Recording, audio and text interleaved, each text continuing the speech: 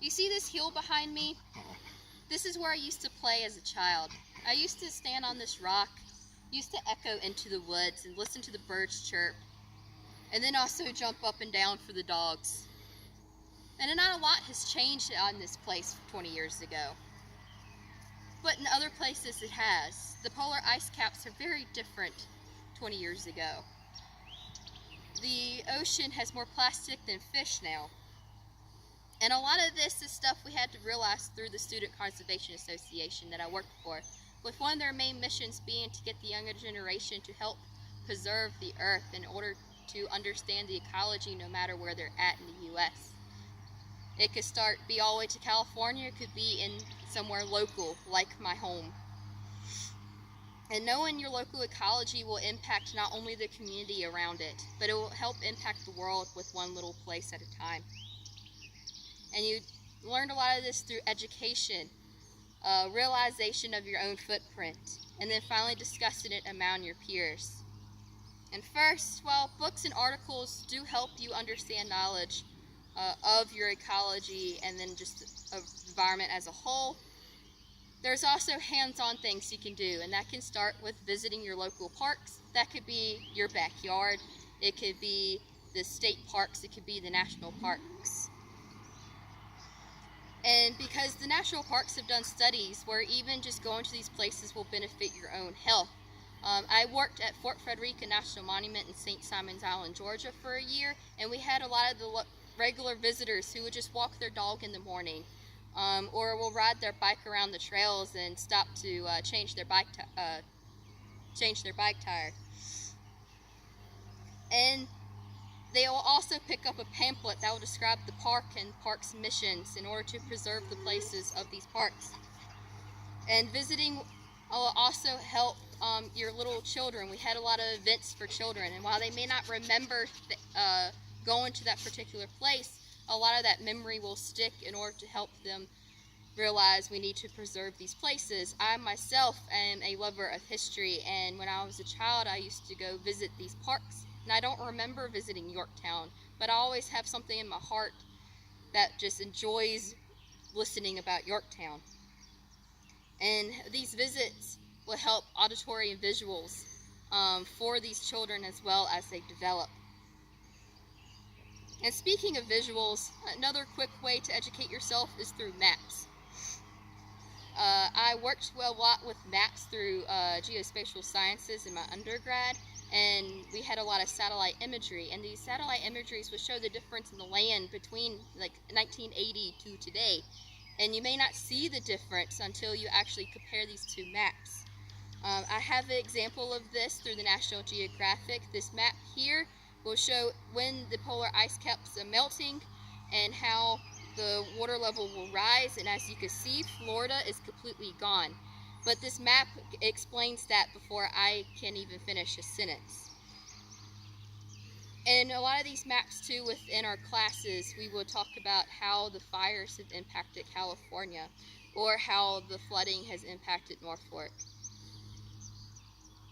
And we'll learn a lot about our own local ecology, like the flooding at the New River.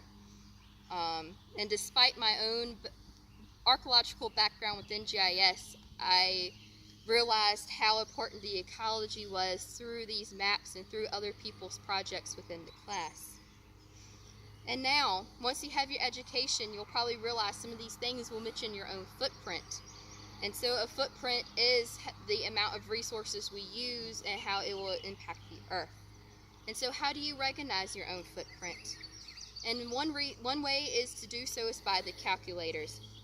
And no, these are not math calculators. These are more like surveys that you take to explain how much gas you may use. And you can do this through the Global Footprint Network. So for example, for me, it will take 5 Earths to support the resources that I use if everyone used the same amount as me. And one of the reasons for that is that I do live in a bigger house, and I do travel very far to get to town on a gas truck.